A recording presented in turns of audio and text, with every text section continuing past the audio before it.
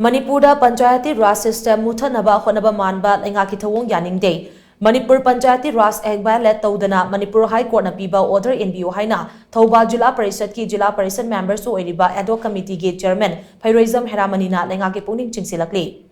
Hiramasi matang danga se Manipur Press Club ta pangthokpa paugi mifam amada mahagna makha taraduna hai manga suba General Panchayat Mikhalasi haukiba chahi ki April 19 da term loikhrabasu hauji fauba taruk suba General Panchayat Mikhal pangthoktana leiba silaibak thibane masigi matang da lengak ta su hanjin haizakiba leikhrabasu lengak na ngasi fauba tobidana leiri masigi sumathakta Manipur Pangchayati Raj Act 1994 gi matung ina karigumba member singi term loiraba matung nongna pugadaba member singi Mikhal pangthoktrabadi Hana Puramba members singna Hanagi post Aduma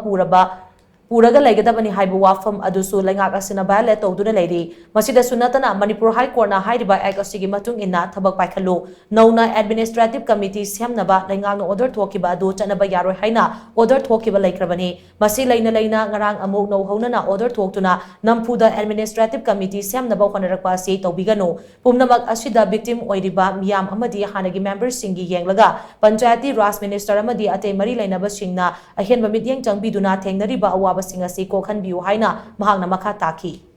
Ngarang tang tere pawda mukoina DC concern jingi kutangda application kauraga kawbugi notice thoga mukoina oining basing dagi administrative committee de yawning ba mi sing dagi apply tonaba notice thwe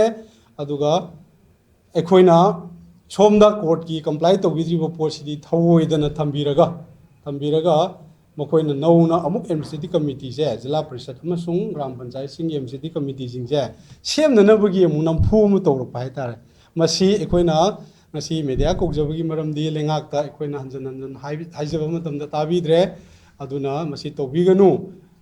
ekoigi Manipur Panchayati Raj Act se VIOLATE tobiganu ekoigi Manipur High Court na piriba ruling se comply tobiyu na ekoi media gi chilnaw singda media gi through da ekoi pause Thamjabani